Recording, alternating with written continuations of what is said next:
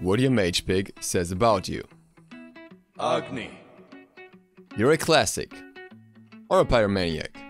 Always around the middle of the tier list somewhere, and nothing really affects you much. In the meta as well as in game. Your only concern is to hit level 5, so you can spend the rest of the game chilling in the backline until you see that sudden kill opportunity come up. Or just chill in the backline and spam bombs, that's fine too. Actually, quite a chill playstyle when you consider how aggressive your character comes across looking at the voice pack and stuff. Ah Puch. Your favorite thing is almost dying to an enemy, then walking over that one last corpse that you just spawned and getting out of the fight with a hair of your health left, whereas the enemy dies. Other than that, you don't really give a fuck about the meta, if you're even playing Conquest to begin with. It's much more likely to see modes like Arena or Assault, where you don't have to buy 20 wards to get any kind of effectiveness. You love healers, especially on the enemy team. With how much joy you're getting out of watching people bleed out from your 3, you're actually a bit of a scumbag. Anubis. You like damage. Lots of damage. And you like to brag about your damage numbers at the end of the game. Well, look at that damage done. The rest of the game stats, damage taken, wards, whatever. Mobility, I don't even know what that is. Doesn't matter. You're a pub stomp player most of the time. You would like to play alone, maybe in ranked, maybe in casuals, wherever you are playing Anubis.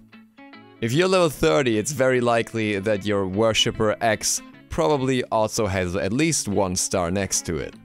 When somebody complains about your god pick in the lobby, your answer is pretty much always, "Don't worry, I got this."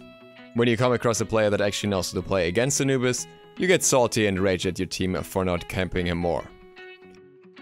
Kuang. Don't even pretend I know you because I'm one of you. You're a sneaky asshole that keeps everyone on their toes, but much different from, for example, Loki, you can actually kill more than one person if you get your ult off. No matter how much the backline prepares for you, the double blink insta-kill will happen half the time anyways. That said, if your team is shit, you'll probably still be shit no matter how many kills you got, because good luck pushing those structures. Aphrodite. For some curious reason, you have a statistically higher chance of being either a girl, or if you're playing the Diva Aphrodite skin, gay. And you have probably at least 1 star on your worshippers as well. You like to play mid, or jungle, or solo, but odds are you're probably doing poorly no matter where you're playing.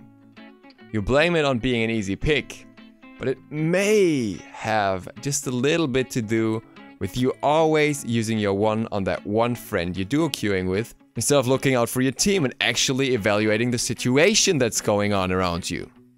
Should you be one of the few Aphro players out there actually doing that and actually paying attention to teams as a whole, bless your kind soul. Chang'e. So, you're an off-meta guy. Are you a jungler? Are you a solo? Are you a mid? I don't really know where to place you at all. Either way, you probably like laid-back farming. You like easy to confirm abilities, you know. That easy 1, easy 3, easy way of duking damage. It's all chilling and dancing until late game. You become a ruthless killing machine that heals up your team at the same time. It's just crazy, man. Chronos. I mean, I could tell you a story about late game focused play, blah blah blah, but really, that isn't even true anymore and you know it. The much more important part of Chronos, you probably don't trust your team at all, and you just plan to carry once you hit your power spike. Demolishing a whole team, burning objectives, and easy split pushing in one god? Sounds like just good enough for you. Unicorn. No, not that mage. Hades. You're one of the patient kind. Your god was ignored for years, not only when it comes to balance, but also to skins. Then you saw a brief spike in popularity, until everyone remembered how to play against you, and one of your worst counters getting a buff. Who the hell does that? That's just mean. Now you're mostly back to lurking in unsuspecting solo and mid lanes in casuals. Well, at least you no longer get insulted for picking Hades in the first place, so I guess we're in a better place than before. Ah bois. Are you a mid? Are you really a mid? Are you sure you want to be a mid? Can I convince you to try out Habwa jungle? It's the truth. It's our religion. Join us. We are the new Habwa. Either way, everyone hates you, though your god hasn't been meta for ages. Why? Because he does so damn well in Arena. And as we know, Arena matches are designed to provide the highest quality matches for... Oh, hey, hang on, no, that's Conquest. Sorry. As we know, 90% of Smite's player base just plays Arena anyways. According to those Arena mains, the Kings of Balance and the Rulers of Smite, Habwa has 3 ultimates, so he's not allowed to get buffs. Stay strong, brother. Hell. Until recently, you were the underdog, the risk taker, the please don't pick hell, we'll lose. And you still resisted. You were still doing well. Now, you're the meta sucker. The lol, you only play what the pros play. The get off Aurora's dick. The you probably can't even play her. You could never please them, and even if you did, they would still bitch about not getting healed enough. Isis. Oh, hello. You still exist? Once the glorious queen of early game mid lane pressure. You know, the go-to pick pretty much never? Not that you care. Long-range spirit balls will always be satisfying no matter what the meta is.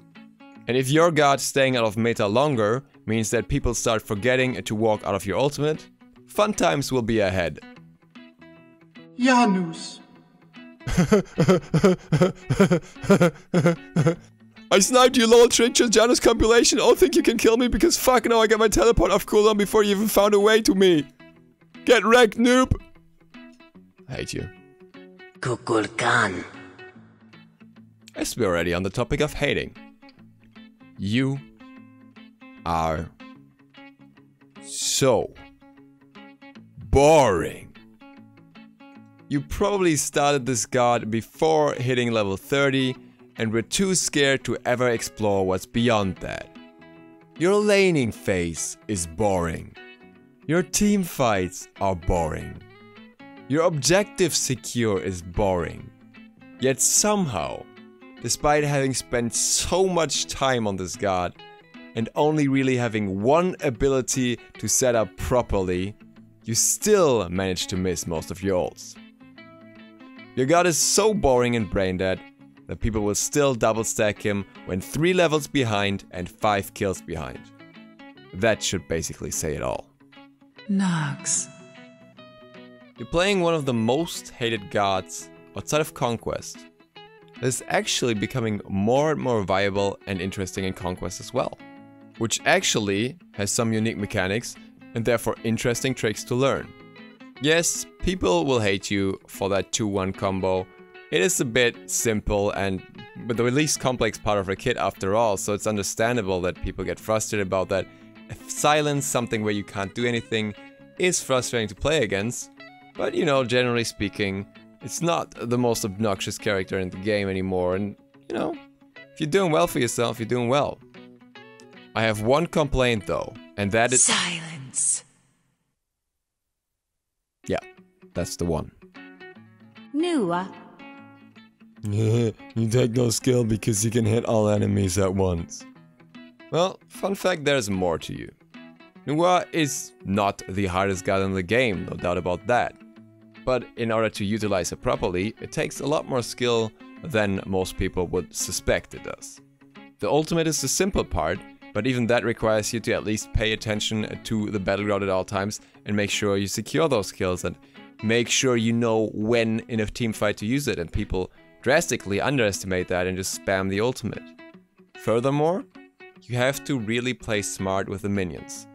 It's a little easier now, so it's not quite as applicable as before, and you got some benefits in that regard, but really, give some credit to Nua players. She's playing without a proper escape outside of her ultimate after all.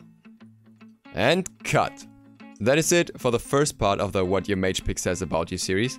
I will do the second part as soon as I find enough time to do the second part. It will be a while from now, as usual.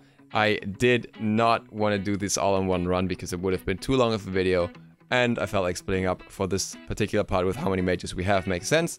So, next will come in soon. With that, thank you guys for watching. I hope I did all your mages justice, even though I obviously pissed off some of you. But I hope this was entertaining for you anyways, and you were able to enjoy the video. If you're new to the channel, feel free to click the subscribe button and the bell so you get notified when the second part goes up.